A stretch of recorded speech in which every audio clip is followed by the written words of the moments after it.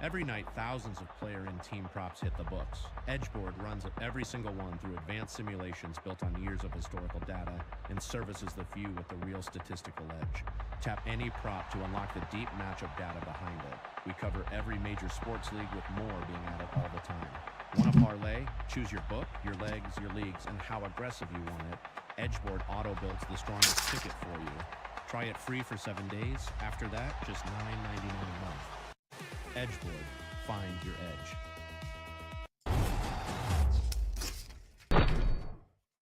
Every night, thousands of player and team props hit the books. Edgeboard runs every single one through advanced simulations built on years of historical data and services the few with the real statistical edge. Tap any prop to unlock the deep matchup data behind it. We cover every major sports league with more being added all the time. Want a parlay? Choose your book, your legs, your leagues, and how aggressive you want it. Edgeboard auto-builds the strongest ticket for you. Try it free for 7 days. After that, just $9.99 a month. Edgeboard, find your edge. Good morning, everyone. Hope you're having a wonderful day out there. Monday, August 10th. We're going to just do a little short live version here today. Go over some top props. Very poor offerings out there in the NBA and our WNBA and MLB prop streets, not giving us very good options out there for boost. A little disappointed to see that. So, you know, you're going to see that happen time to time. They get a little stingy. You know, other sites are pretty much down to not giving me any promotions other than generally FanDuel and DraftKings. But anyway, Code Edge gets you 25% off your first subscription. And that is available now. We've been live since August 1st. We're gaining a subscriber a day. You know, we're a growing young channel. And so we look forward to you being part of this because we're going to grow together and we'd love you to be a part of this. Again, you see something on there you want done, we're going to make it happen. So Code Edge, get that hookup and let's hop into the Edgeboard for today and see what's out there. We're not even going to look at the WNBA streets since I'm not being offered anything there. We're really just going to focus on our major league plays of the day. And we're going to hop right into the team matchups here because I am a little curious as to what those show, what's out there today. I'm not sure why my little weather thing didn't pop up. I don't know if I popped that off, but I have taken a look at parks and weather and what's out there. And, you know, there isn't a ton of games that scream this is offense other than probably Tampa Bay at Oakland today. That one could be a hotbed. So let's just look at what we like. What do we see as EV? Again, I think it's going to be kind of limited out there on the streets today. So one of the games that we like right now, Boston at Toronto, minus 146 is a little heavier than I want to lay without having some type of prop juice. I think I'm going to get one later today. So I will tell you that I think this is something that you absolutely should look at. Why do we want to look at that? Well, Tyon, if you recall, he was on the Cubs. He got traded to Toronto. And as far as comparing starters, 56 to 14. Then you want to compare offenses. Boston has still got only a 40 rating, but has, of course, been hotter here post All-Star break. Bullpen, wrap it up. So as a complete picture, I tend to say that this one is a great play. Boston money line. I mean, possibly. I don't necessarily see this as a huge high scoring game, so I don't like to take run lines. Right now we're looking at an 8.5. It is a little bit cool. It's in Toronto, which isn't a big run scoring park. We think that the roof is open, which is a little better, but the wind is not really going out. It's more of a left to right. I do think that we want to look at also Sonny Gray as a prop. So we'll come back to revisit that. But what I think we could look at, and maybe I do put this prop in actually, because I told you, and I apologize, I skipped over our review. Look at my last video. You would have made money for sure. Very strong video. We had two big money line plays. Both came through. Admittedly, Detroit came through, I think, in extra innings. Detroit confuses the shit out of me. They dominated them from a pitching standpoint, but then their offense also stunk. But I did the one bad play I read on, which, I mean, the Dodgers are just in a funk. I don't know what's going on in LA, but I had the Dodgers. I put it together a little parlay, and I talk about how I do my parlays. And one of the few props I have today is a 3-team parlay boost. This might be the game I do it. And what would we be looking at? We'd be looking at Boston, and then Sonny Gray to go over 17 and a half innings. The guy has just been an innings beast this year. His one game, this is the odd part of all this. He had one game that he had an inning that he got rocked on. And of all things, it was Toronto. But Tyon is very, very hittable. So I think what we look at is maybe looking at a Boston money line, Sonny Gray, and a Boston hitter. LA Dodgers to beat Kansas City. Sure, it's Skubal versus Noah Cameron. Noah Cameron's actually been better lately. Minus 260. Like, there's nothing there, right? You could, the way Noah Cameron's pitching and the way Dodgers have decided to suck, you'd get great value, but I'm not touching that either. But maybe if you're even getting plus money with a plus 1.5 run line, it might actually have some value there. I'm sure that's what we're looking at. Oh, look, we're actually still saying, oh, there we go, plus 1.5. So even with a run, 46.5%, they're not giving you plus money. So there's the end of that. I'm just not seeing a whole lot here. This game we're going to avoid because we don't know anything about these starters, Blade Tidwell and Wesneski. It's in San Francisco. It's cold. It's like a terrible scenario there. So where do we even see any expected value that we're getting ahead of this? So again, there's the Kansas City money line. Sure, yeah, no way. I mean, if you want to get plus 235, that is some EV. Like that's way overjuiced. I'm not too fond of any of these things that are like below 50% to bet. I'm not interested in this game. To be honest, the Angels and Texas game, I do have some interest in, but it's because I think this could be a low scoring game. We'll look at that.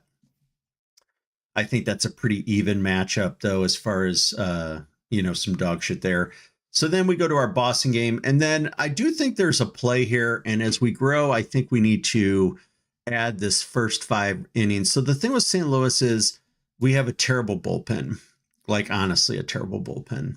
So if you look at this from a starting standpoint, this Hunter Dobbins is a kid that we've kind of brought along.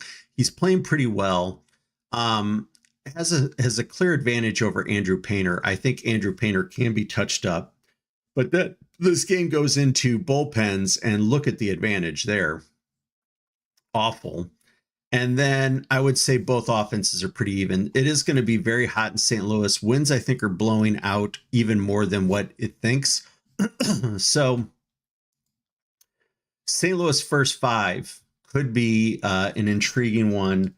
I'm going to keep that on my watch list, the first 5 for St. Louis. I just want you guys to kind of keep that in mind.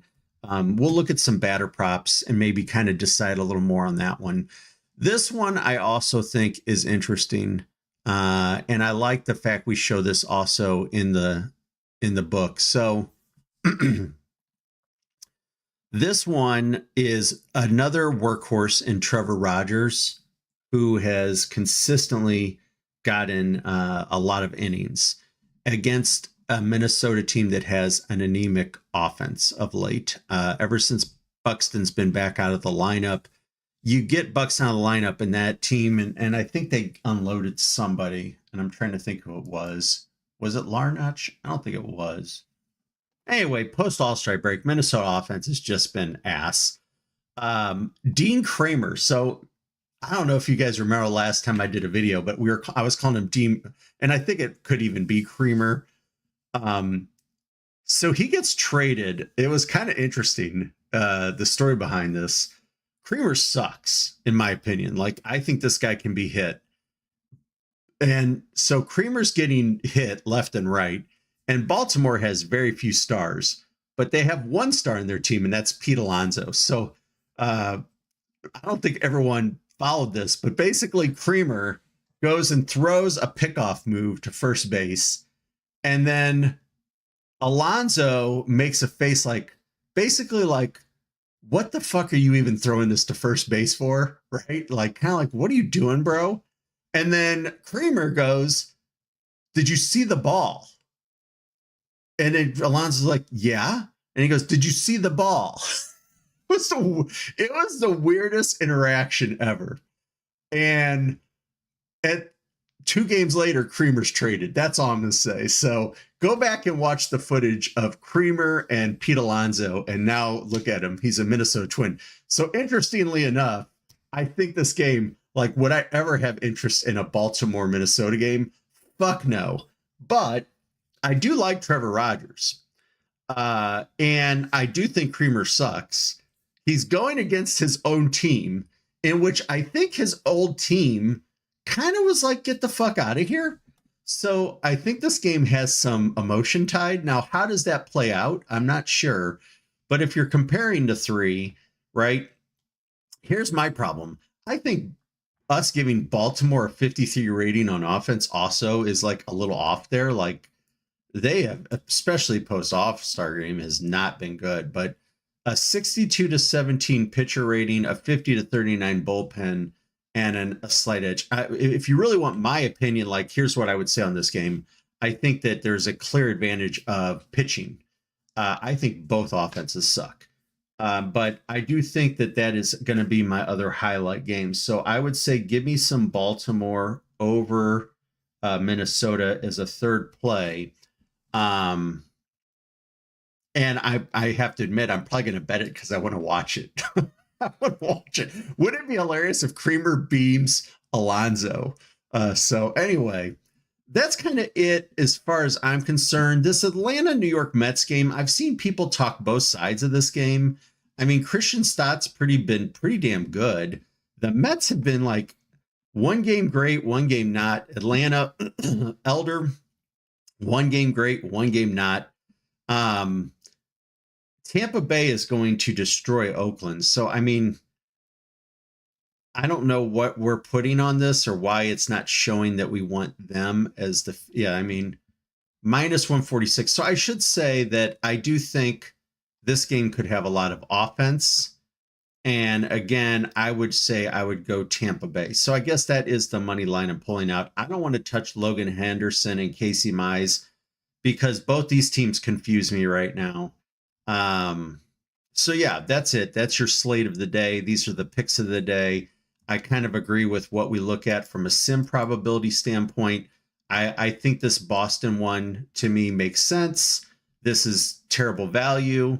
I don't want to touch these guys. I don't want to touch this one. I do think this is close enough that if you can get better than 146, I would say that the Tampa Bay one, I like the Tampa Bay one. I don't love Peralta. Run lines. Do we see any crazy value on the run lines? I only want to see where I'm getting some really good EV. So we think that the run line could come into play in Boston. I'm avoiding that because I don't see this as, maybe I should. I think I just want to avoid the run line there. I definitely do not want to touch the run line for this game. Absolutely not. Us with a run, that's too bad of a minus 165. So I kind of just guessed that I wasn't going to like the run line, and I can tell you I definitely don't like these run lines. So we're going to move off of that. let's look at some over-unders, just kind of see what we're thinking. So this one, I've seen the St. Louis Philly game. I've seen some lines at 9. I've seen some lines at 9.5. I do think that there is the potential for offense. And what I think could happen is, again, St. Louis touching up Philly and then Philly really attacking our bullpen. I think that if you're playing out the most likely probability there. So not in love with St. Louis as a whole game pitcher. I do like us maybe going after Painter. We did decide that we know how to score runs again over the weekend against Colorado, but that's Colorado, 2 of their terrible starters. So, but then again, so is Andrew Painter. I'm not big on the over 8.5 here because I don't see a ton being scored by Toronto, to be honest. I'm definitely not big on this over. These offenses do not impress me. There's rain, cooler, avoid. I mean, yeah, possibly under 8.5 in Frisco in a fog. Yeah. You know, am I going to bet any over on LA Dodgers until they show me they know how to hit the ball? Yeah, pass on that. Back to that game. I got to bitch one last time. So I'd love you to watch my last video. Again, definitely made just some money. We ended up about 3 units on that day yesterday. Had some good player props pointed out using our streak watch with Padres. Merrill came through, hit a home run in his second at bat, maybe his first at bat, hits a home run. I think he did. Yeah, looks good. Kid's hot. But boy, oh boy, I did my long shot of the day. My long shot of the day was Teoscar Hernandez, who had an amazing history against Arizona. And I should have called that the no shot of the day because he got up and struck out 3 times in a row, and then they yanked him on the 4th at bat. One of my worst plays in a while. And look, we're here to be honest with you and tell you how we do. As a total picture, I made you some money. But I definitely misevaluated how big of a funk the Dodgers seem to be in. And holy shit, Teoscar Hernandez, what the fuck was that? Bro. So there's our team matchups of the day. Let's look at some props. Okay, there it is. It pops in now. So what are we thinking? We think runs can be stored here. We just looked at this. No leans on any other games. I think that's pretty fair. I love how we can go from full to these conditions and what do we talk about here? What are we seeing on this? And I kind of went over all this. So I don't know why that just now popped up. Maybe it's because it wants to be in all props. That's kind of interesting. You know what? While we're in all props and not really looking at moving my lines yet, let's look at First Blood too. This is, again, our version. First Blood basically talking about, do we like the run to score in the first inning or not? Some folks really like it. We're not promoting any real strong play here for a first run in the first inning, so we're going to avoid that. Do we have any strong leans and positive EV? I mean, I have to tell you, this one, I have not bet a Nerfy yet. But if you're telling me that Houston at Frisco is a -110 Nerfy, this might be a play, folks. We're showing plus 22.8%. Now, here's the thing. Why is this -110? Blade Tidwell has only 1 start on record. Hayden Wisniewski only has 2 starts on record. They both have some hype about him, though.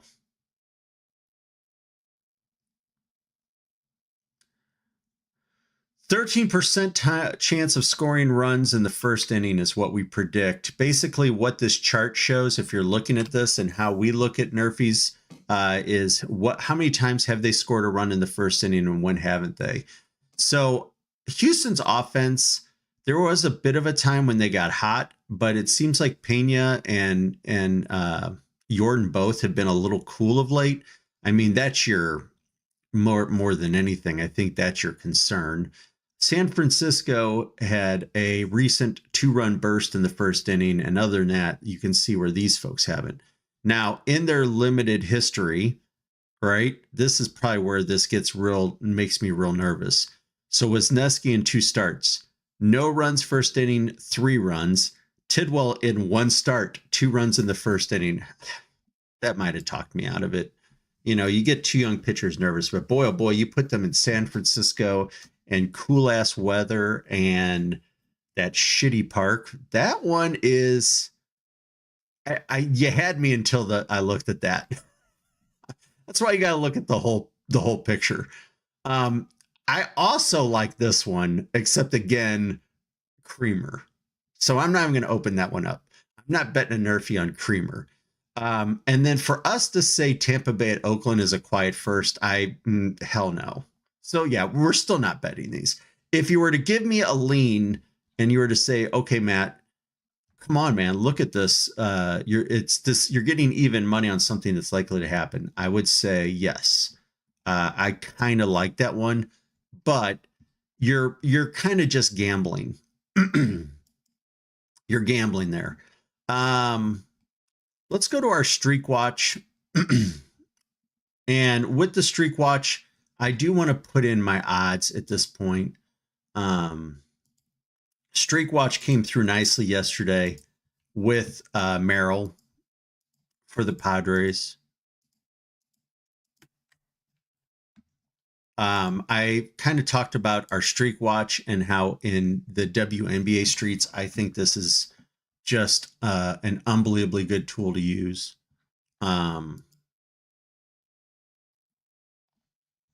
So let's talk about some things here. What are we seeing? What do we like? What is giving you some decent value? I do think that what I looked at yesterday for cold was that I took, we had an under on Salvi Perez that we said under 1.5 hit run RBI at plus money. I looked at that and I instead said that my advice was to go under on his bases as a safer play. And that's turned out that was exactly what happened. So again, you don't always, we're using the software. You got to remember what we're telling you is things that tell us why we say this, but you also have to take your own baseball knowledge, your own thoughts.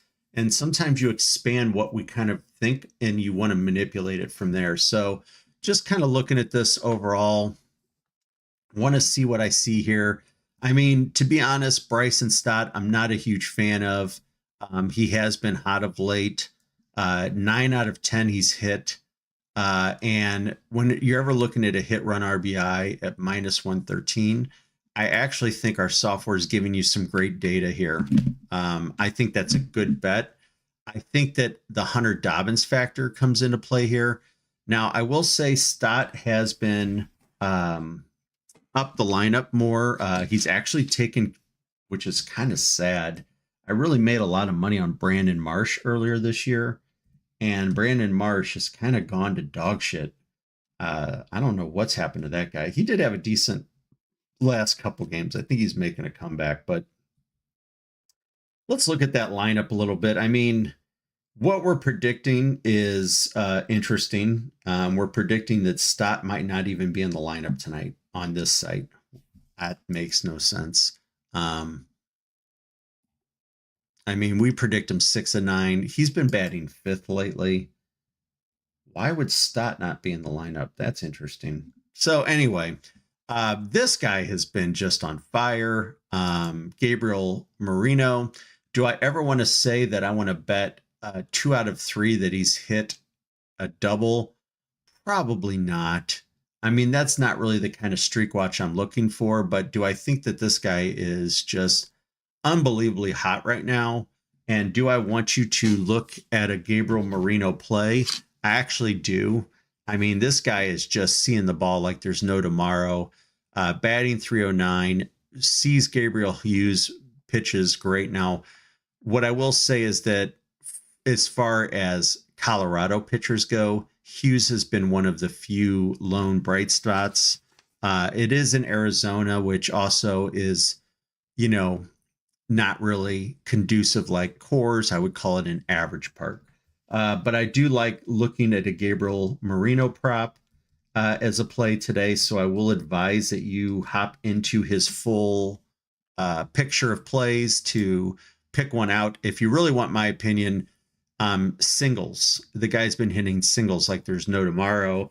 They're batting him fourth of late, which is interesting. We predict third. I shouldn't say that. I think they had Marte fourth yesterday, and then Marte hit a home run yesterday. Guys batting well against Jameson Taillon. Interesting again. I'm probably not playing the double play. I don't think I've bet Yoshida all season long. I don't know where we predict him truly to be in the lineup. To be honest, I don't feel like he's been a regular in the lineup. Now, I do show him batting 273, now batting fifth tonight in two sources. Yoshida does bat left against right. I mean, this looks like a really good matchup. So this might be another one where, am I betting a Yoshida double? Probably not. And the other thing to kind of keep in mind is it is cool in Boston, but this has got me kind of excited because I was trying to think of how can I take advantage of Taillon. I really think that Boston is much better suited for lefties for power versus righties because of that big, crazy tall wall. I hate betting righty home runs. I might take a look at Yoshida a little more on the home run play. So just so we know, it is cool. The wind is 10-ish miles an hour, pretty much left to right. So it really screams that you want to look at the lefty versus righty against this Taillon. So I think that's going to be a good play to look at to go after that. Nobody is hotter in baseball than Matt Olson, but this Christian Scott has been a good. He's been good.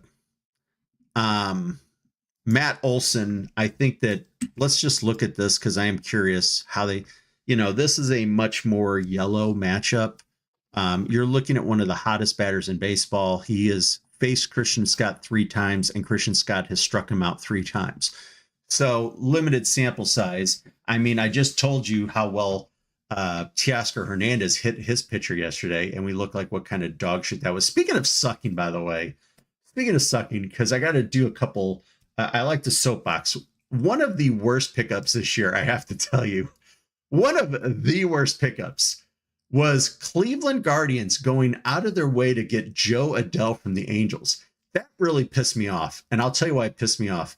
I was loving going with strikeout props against the Los Angeles Angels. Angels had him and Jorge Soler in the lineup. And that was like almost a guaranteed 4 strikeouts a game.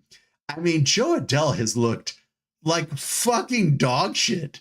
And the Cleveland Guardians decided that was a pickup to improve their team. And so while I'm sitting there lamenting that Teoscar Hernandez is striking out for 3 times, and I'm watching the slate yesterday, as I really have been watching a lot of baseball. I want to get as good as I can at this for you folks. Adell strikes out 3 times, and he struck out 1 time in a terrible spot. Like really could have opened up a game.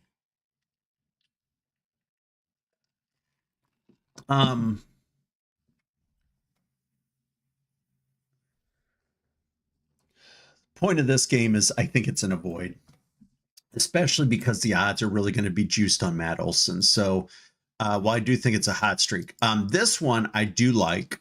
Tyler Soderstrom has been hot. He's probably one of the few lone bright spots for Oakland. Tonight, it's going to be just ballistic conditions. Peralta was a pickup of the Tampa Bay. He came over from the Mets. He has not been good. Soderstrom does not hit for great average, batting 261 against righties, but he has been hotter of late. He does hit the changeup incredibly well. I'm not, put this way, Soderstrom hits a 4-seamer at 260, but he hits a Peralta fastball at higher is what I'm trying, right? Like the fact that it's 260, well, if it's a Peralta fastball, it's probably like a 300. So I really like this play, actually. look at his. I didn't even know this, but 2 of 3 against Peralta. With the nuclear conditions going on in Oakland, sign me up all day long for a Tyler Soderstrom power play here. They've had him batting cleanup ever since their team's gone to shit, and you've lost Kurtz and Langoliers. Give me some Tyler Soderstrom. He's hit 2 home runs in the last 5 games, 2 of the last 3. And I do think that this one, hopefully we keep this north of 300. I think you're going to see some ballistic opportunities here for some offense. And that's why I'm also kind of hesitant. Like, I do think Tampa Bay wins this game, but you got to remember that Peralta is not that good. So look at this, wind out, 8 out to center field. And we're saying now that we think it's going to be 100 degrees there. Jesus Christ. Yeah. Crazy game tonight. All right, so let's look at some cold streaks. Yelich, not to get a hit. Yeah, love it. Christian Yelich, I brought it up the other day. I don't know if I talked about it on stream, but they kept him at leadoff for way too long. And they finally have decided now to start burying him. So this lineup predicts him batting second on a lefty versus righty thing. We show him batting 7th. I think they have given up on Yelich. He's batting 233 for the year. So elite pitcher against Casey Mize, terrible ballpark, has gone 2 for 2 against Casey Mize. So I probably avoid this, but it is plus money to get a hit. I think the sim at 44% tells me I avoid it. Garrett Mitchell's another interesting one. This is another lefty righty. He has been cold of late. He doesn't hit him as well. I mean, Garrett Mitchell has hit for pretty good average this year. I probably avoid this. Logan Henderson has been elite. So it's kind of interesting that we think of all of our streaks, that the cold streaks are all the same game. I do think this game, to me, I would lean towards the under, in that I do think we have 2 pretty good pitchers here. He has been just dog shit, but look at him still batting 179. Manny Machado, honestly, like, this guy, maybe the worst year of anyone in baseball with his name, maybe the worst year of anyone in baseball. Now the problem is, my concern with this, and this, when we do the streak watch, it shows the stats differently, but I think I'm a little confused what we're saying here, because it's saying under 1.5. So actually, I'm going to bring this up to my dev. I don't know why we're saying under 1.5, and then we're wanting to bet under 0.5, but then the line 1.5. But the bottom line is Manny Machado has looked like ass. So we're going to avoid those, but I do think some of these overs have some plays there. I will ask my dev to take a look at that one a little harder. So let's go to the board now, and let's get this video wrapped up here. I want to just see what my elite matchups are out there. Who screams out in these streets for us to take a gander at? Logan Henderson to strike out the Padres. The Padres, the part of this that I don't love is that the Padres, I think the software is correct in its analysis, but Padres, like, as a whole, have decided to play baseball. So I am going to avoid this. I see where the software thinks this. I think Logan Henderson could have a good game, but, you know, that one I'd probably hold off on. The Peralta one's interesting to me. And here's my thing. I don't like playing overs of pitchers to get rocked. And the reason why is, how quick did they pull Peralta out of the game is my concern. Now, what I like is it appears since he's joined the team that they like to let him stay in and get rocked, because I think these are all since joining this team. And 8, 6, and 9 tells me they're keeping him in the game. I don't love Oakland's offense, especially the fact that we're still missing Langoliers. Well, he's done for the year. I'm sorry, Nick Kurtz. I don't think we're going to see Nick Kurtz tonight. I don't know if he's done for the year or not. Either. You look at this lineup. I mean, here's a projected batting averages: 260, 262, 242, 231, 270, 205, 220, 250, 250. I mean, I think these are passes. Let's see who pops up who did not hit it last game.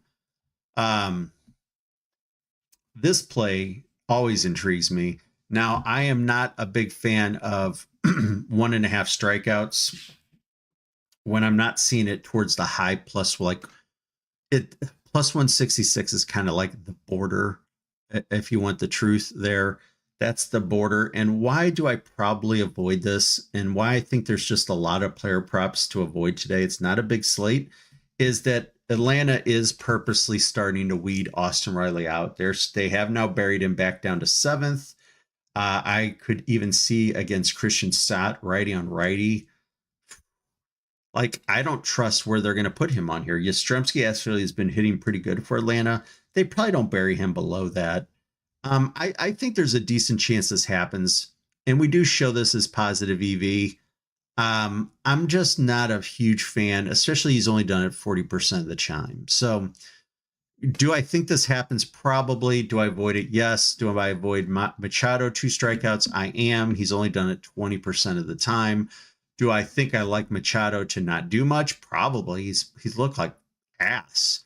Yeah, like just none of these are telling me 100. Like, I'm not betting anyone to strike out twice against Creamer. So I think this is a day of player props just not yelling out to me.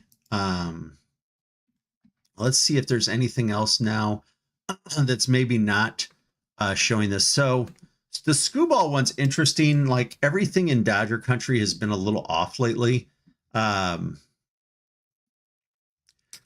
do like this prop. And when he faced Kansas City last time, he got 12 strikeouts against him. And I do think that this one has some pretty good vibes to it.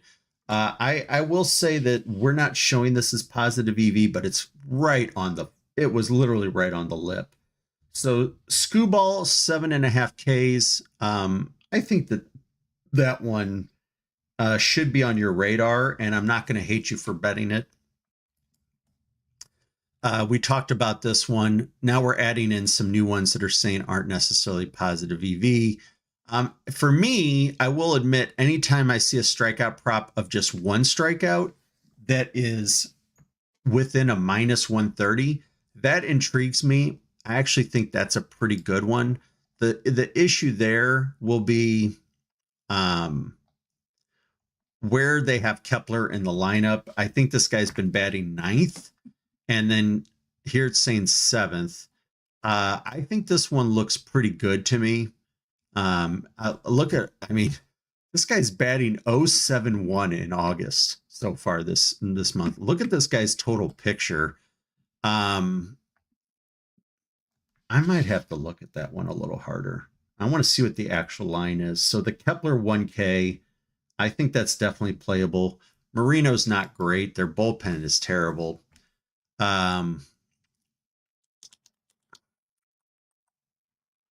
Perdomo has been leading off of late, so him to get the single I like, but I don't like how low it is on the EV scale.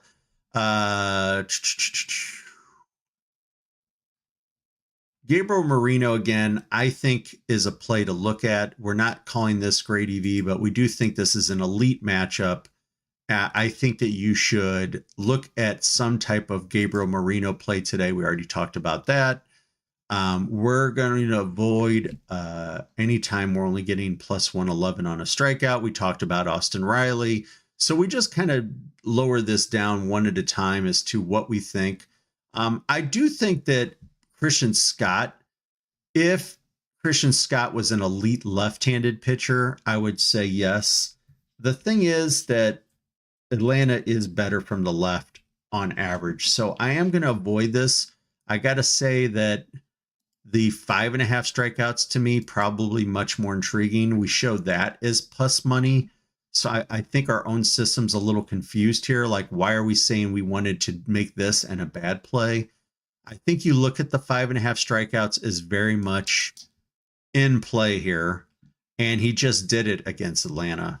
Jesus. Okay. So if that's plus money at 5.5 strikeouts, he's hit this 7 of his last 8. He's done it twice against Atlanta. He's actually hit the 6.5 twice against Atlanta. Austin Riley was higher up in the lineup then, I will tell you that.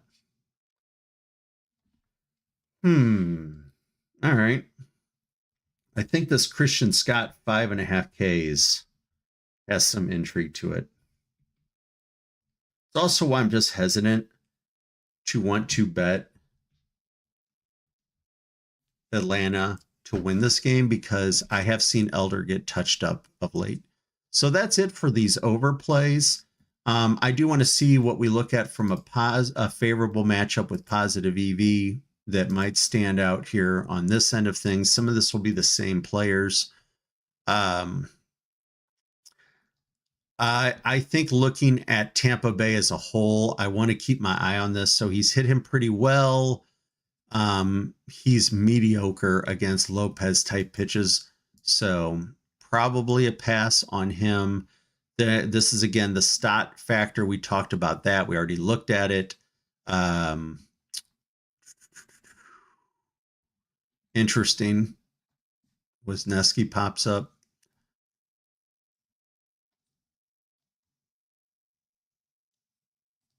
So this is righty-righty, and we talked about the win. So I think I'm going to avoid the Monasterio play. I think that he's batting very bottom of the lineup.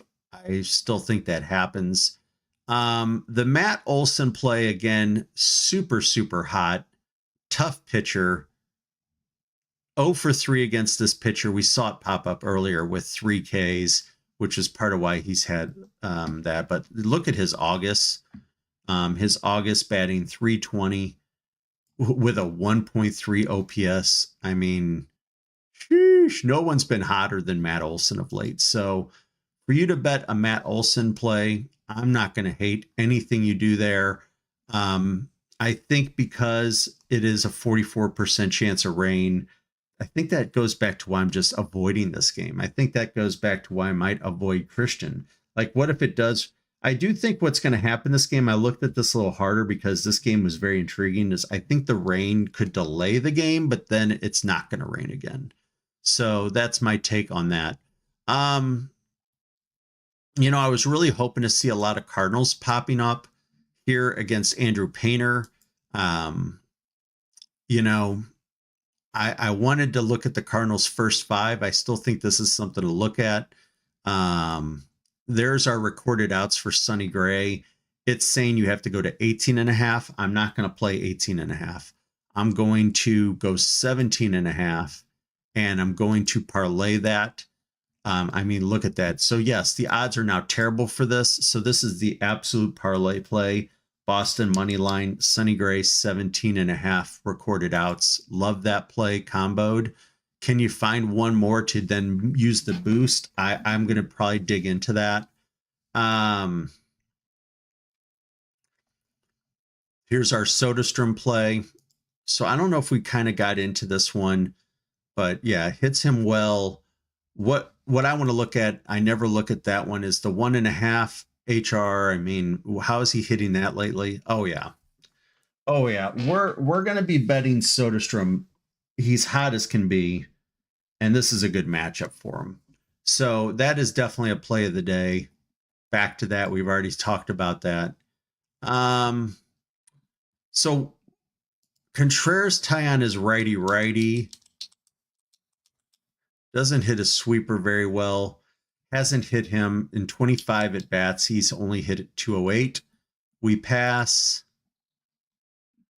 This guy, I want to point one out. Actually, this was on my radar. I'm glad it popped up here. Ezekiel Duran is projected to bat 3rd against Reed Detmers. This game to me could be an under. And again, it's only plus 150. He's batting decently against lefties. He hits the slider pretty well. The reason I wanted to bring it up, his career against Reed Detmers, I had heard this stat earlier. So he has faced Reed Detmers 15 times, batting 0.67, and he's gotten 7 Ks and 15 at bats. So we're just talking about him against getting two. He has a chance to get the 2 strikeouts just against Reed before Reed's out of the game. I'm going to look that one up just to make sure it's only plus 150. I actually really like this, but man, and he hasn't done it a ton. I'm just going to avoid it. Especially it can't be much higher than plus 150. Again, a 1.5 strikeouts is kind of like, it's just up there as far as luck factor. You just kind of got a little, I love these 1.5 strikeout plays, but I really got to see that closer to like plus 180. We're not going to be batting Carson Bench against Elder. We're just not. This is our switch hitter. He's come up a couple times. He's batting leadoff is what we project.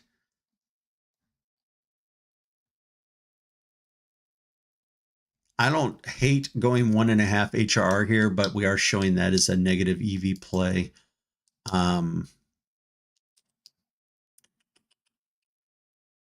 So yeah, I think that we're kind of we're hitting down here to some lower ranked stuff.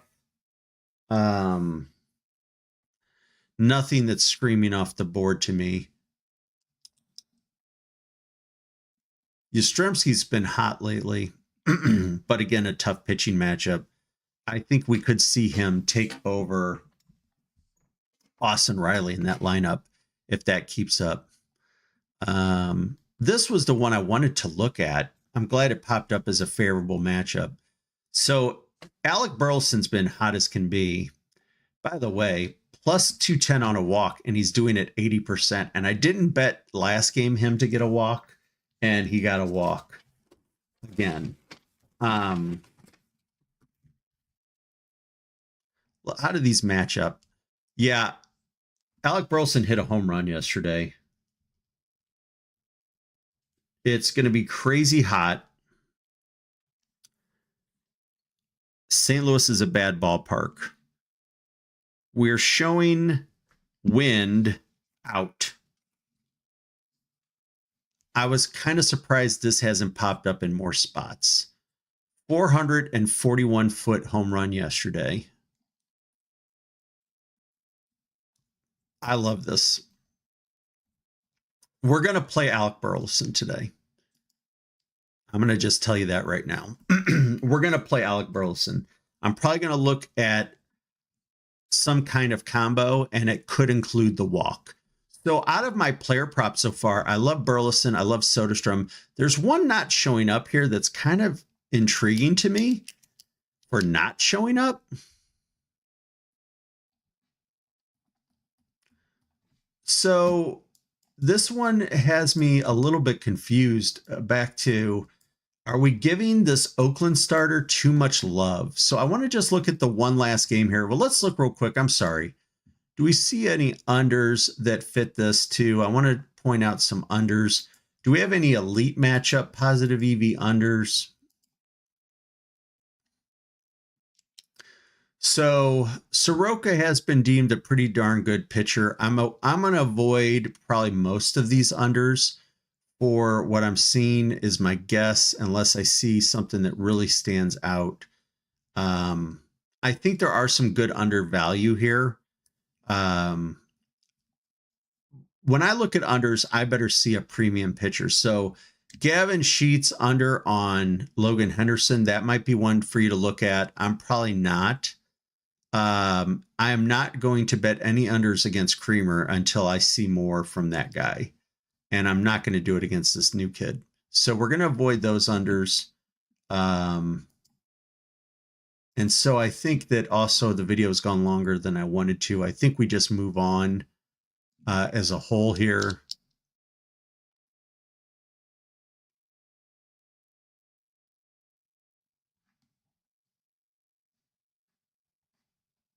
We like some pitchers not to walk people.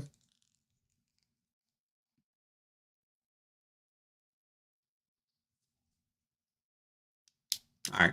I want to do one last thing here because we really got to go. This took longer than I'd hoped. I really wanted to kind of focus on one final thing, and that was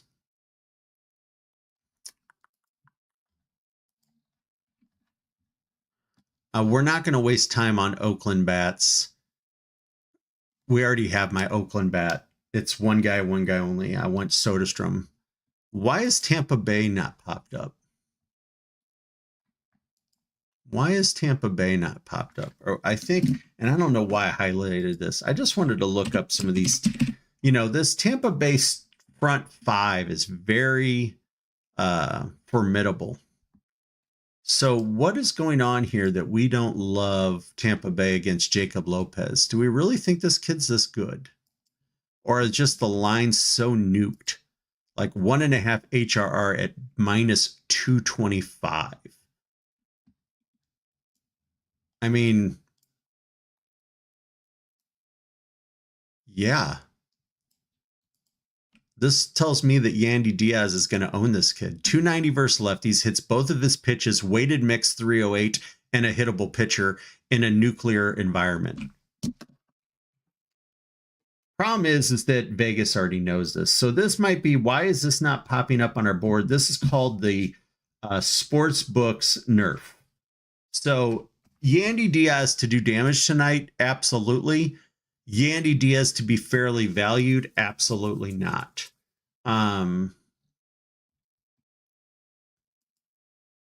You know, I don't know what the play is here. I don't know what the play is here. But is Yandy Diaz going to do damage against this kid tonight? I think so. We already saw Aranda does not show great history against this guy. I'm still thinking I'm all in on Tampa Bay as a whole. And that's where I was really looking at is like, even here, still +2 positive matchup, 1 for 2 against the kid. You know, does this scream off the board as a great average, weighted average? Not really. But again, is he going to get on base? Is he hot as hell lately? Yes.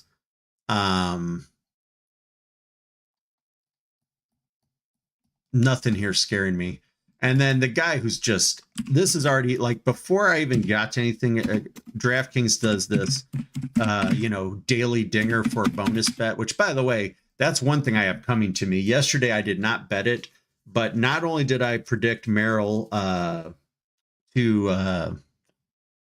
get the 1.5 HR, he was my night game home run pick for the daily dinger. So I do have a 50%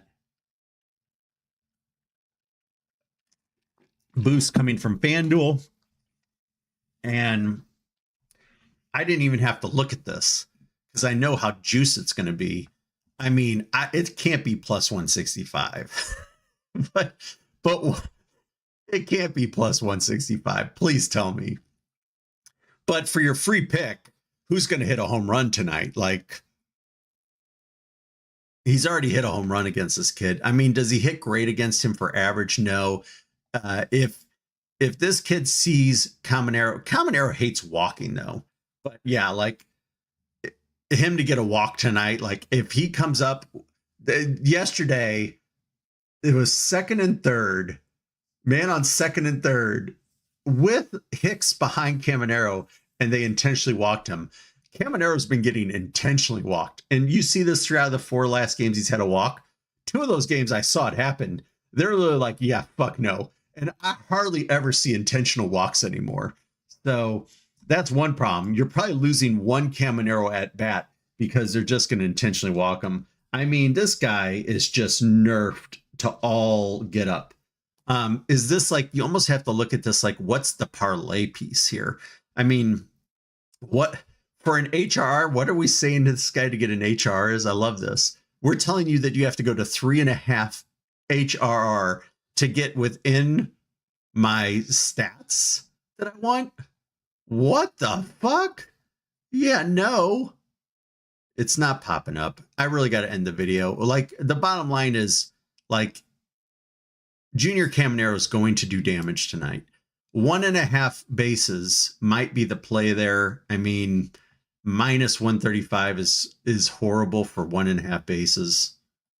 And he hasn't done it in 3 straight games. So look, he's not like he's that hot right now. In fact, I've watched him strike out a ton lately. The last 2 games, he struck out twice. So last game, if you bet all this money on Caminero, I can tell you, I saw it last game. He struck out twice and they walked him once. So you didn't get any action. So that's my warning on that. But yeah, if they're crazy enough to throw him something over the plate, you know, end of story, right? And then let's just continue with this. Again, I brought this up yesterday. One of the hottest batters on this team, we don't even show, we show him possibly leading off now on this site. Chandler Simpson got at least 3 hits yesterday. 58% chance for an HRR. We predict him to bat 5th. I think that's wrong. Now, this is lefty on lefty. So lefty on lefty, 256. Look how this guy hits Lopez's pitches. Holy shit. I didn't even know I'd see this. Love this. I mean, look. You see where I'm going with this. Like, Tampa Bay could just beat the living shit out of Oakland tonight in this environment. You got to remember something, and this is something I think you got to take into account sometimes, folks, is if you're giving me plus 114 on Simpson total bases, like, sign me the fuck up. Sign me up. And then this is, again, lefty-lefty. But the point of this is Tampa Bay plays at home 50% of its games. So when you talk about, when you have teams, this is my thought process. You have these teams that are used to hitting in a ballpark that isn't all that explosive. And then you stick them in a ballpark like this. You know, it screams off the map. Now, I don't know what is going on here. I don't know if the software is confused because Liam Hicks has recently switched teams. I don't know if I clicked a weird button. But we're currently only getting 1 Liam Hicks prop. So I don't know if his props are off the board. It could be because they're thinking of sitting him because these aren't great lefty on lefty stats, right? He still hits a 4-seam fastball like there's no tomorrow. But I do think we probably avoid Liam Hicks in this scenario. So I don't know why we're not seeing props. There could be some confusion. Maybe they rest him a game. But these other 4 guys I love. And I also think even looking at Vlade against him could be... Vlade has been hotter of late. This team has been hotter of late.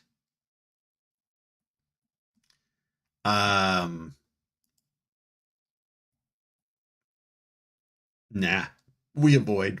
So, I mean, look, the top 4, your top 4 guys batting all bat great against this kid. I do think Tampa Bay is a little top heavy, but even last game. So maybe I don't go as crazy now. And that's why I wanted to look it over.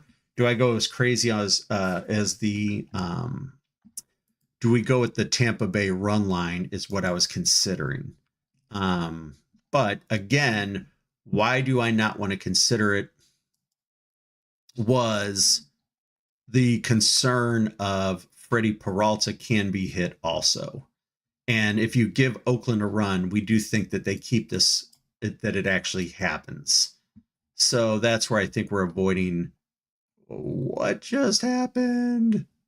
We're avoiding this Tampa Bay run line, which is why I click this stuff. This is what helps me to make good decisions. This is why I use the site like I do. So the Tampa Bay run line is not nearly as appealing to us now. Could this be an over? Possibly. Do I think I'm going to play this Tampa Bay money line? I do. And this could be another parlay piece where I take like Tampa Bay money line with a Yandy Diaz HRR, for example. and try to see if there's maybe another boost out there. There might be 2 boosts out there today, I think, on some of these parlays. So I do think there's some good parlay pieces, but Tampa Bay minus 1.5 runs now, I'm probably holding off. So that's it, folks. That's the Edgeboard. Have fun out there Monday, August 10th. Thank you for joining.